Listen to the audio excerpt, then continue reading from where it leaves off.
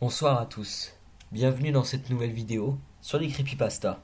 Ce soir, vous allez voir 5 creepypastas à faire froid dans le dos. En fait, comment dire, la fin de toutes les creepypastas est censée vous choquer. Bref, je vous laisse, bon visionnage.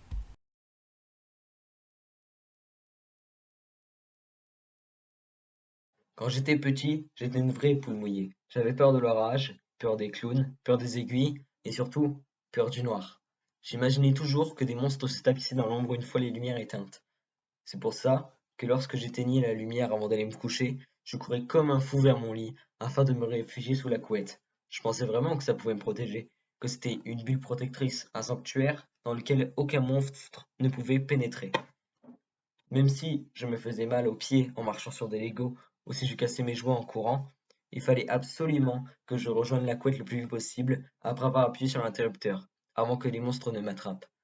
Et cette nuit-là, je pensais que c'était ça qui m'avait sauvé quand la grande silhouette d'une créature à plusieurs bras a ouvert la fenêtre et a pénétré dans la chambre. Je pensais que c'était le fait d'avoir réussi à me mettre sous ma couette avant qu'elle ne puisse m'atteindre qui m'avait sauvé. Mais maintenant, je le sais, ce qui m'a sauvé, ce n'était pas ma rapidité à atteindre mon lit.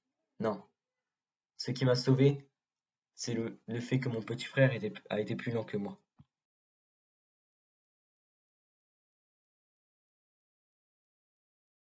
Il m'attrape, me plaque au sol, pose sa main sur ma bouche pour étouffer mes cris et brandit sa hache en l'air. Le bruit de mon horloge résonne, il est 3h10. Je me réveille en sursaut, on vient de frapper à la porte de ma chambre. J'entends les tintements de ma montre, il est 3h09.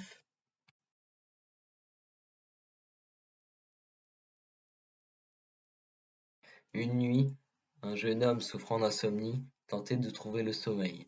Les minutes passaient, la nuit s'avançait, et il était toujours réveillé. Impatient, il s'est mis sur le côté, en direction de sa fenêtre, remarquant les lumières de 2 lampadaires au bout de la rue. Il a alors eu l'idée de fixer ses points lointains jusqu'à tomber de sommeil, ce qu'il est parvenu à faire peu après. La nuit suivante, ses troubles du sommeil le retenaient à nouveau de s'endormir. Se rappelant du remède qu'il avait essayé la veille, il s'est mis à nouveau sur le côté, à la recherche des 2 lampadaires. Les lumières étaient là. En quelques minutes, il sombrait dans un sommeil réparateur. Le lendemain, son insomnie était de retour, mais il savait ce qu'il avait à faire, se tourner vers la fenêtre et regarder les lumières. Ce soir-là, elles clignotaient par moments. Le jeune homme a supposé que les lampes allaient bientôt claquer, et par chance, c'est au moment où ses paupières se fermaient que les lumières ont cessé de fonctionner. L'homme s'est réveillé le lendemain matin, revigoré. En se levant de son lit, il s'est dirigé vers la fenêtre pour voir les lampadaires, et peut-être apercevoir par chance le technicien venu changer les ampoules. Cependant, en regardant par la fenêtre, il s'est aperçu de quelque chose d'étrange. Il n'y avait pas de lampadaire au bout de la rue. Le jeune homme s'est encore approché pour s'assurer qu'il avait bien vu, mais les lampadaires n'étaient nulle part. Puis ses yeux ont dérivé vers le rebord de la fenêtre, dont l'encadrement portait des marques qu'on aurait cru appartenir à de petites griffes. Les nuits suivantes, son insomnie a empiré.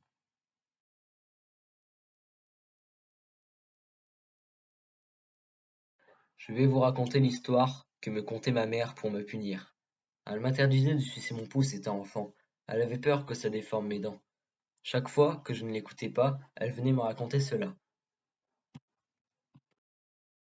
Il y a des années, sur une petite maison, une menace planait. Une petite fille apeurée, devant le feu, son pouce sucé.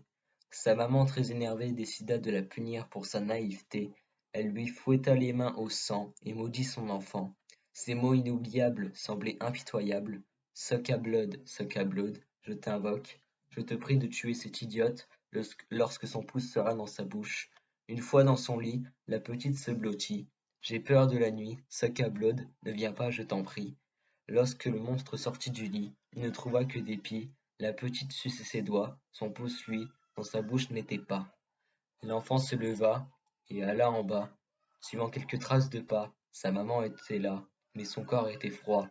Son pouce dans sa bouche et du sang sur sa couche.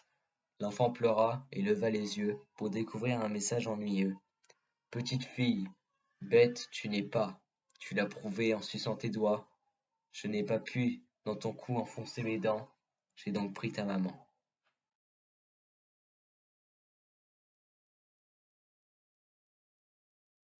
Je vois ce que vous voyez, j'entends ce que vous entendez, goûte ce que vous goûtez et ressens ce que vous ressentez. Vous ne me remarquez jamais, mais je ne vous blâme pas. Je ne suis pas une partie importante de votre vie. Je vous suis partout où vous allez. J'ai vu chaque film que vous aimez, je vous ai vu amoureux et je vous ai vu avec le cœur brisé. Je n'apparais qu'à la lumière du soleil, mais vous ne le remarquez jamais, et vous ne vous en souciez pas. Cela ne vous dérange pas que je vous suive partout et que je reste si près de vous. Je suis surpris que vous ne sentiez même pas mon souffle sur votre nuque.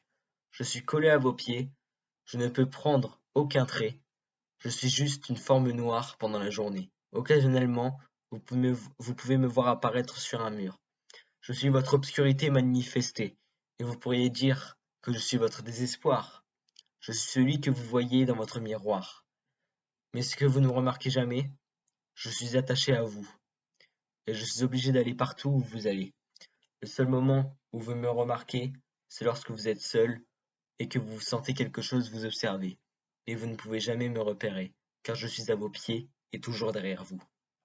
Parfois, je fais du bruit et je chuchote lorsque je m'ennuie, juste pour vous faire peur.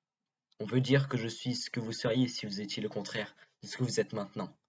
Regardez-vous dans votre miroir et vous me verrez. Je porte la chemise inverse de la vôtre avec des lettres à l'envers. J'aimerais pouvoir sauter et vous dévorer lorsque vous vous retournez en vous détournant de votre miroir. Je suppose qu'un jour, lorsque votre esprit sera brisé, je pourrai m'échapper et prendre votre place. Peut-être que le jour où vous déciderez de faire un jeu paranormal, comme un tirage de tarot, ou celui où vous essayerez de me contacter, je pourrai sauter et prendre votre place. Mais cela arrive rarement. Je ne suis que votre ombre. Mais le moment viendra où nous nous rencontrerons face à face, lorsque votre cœur s'arrêtera de battre.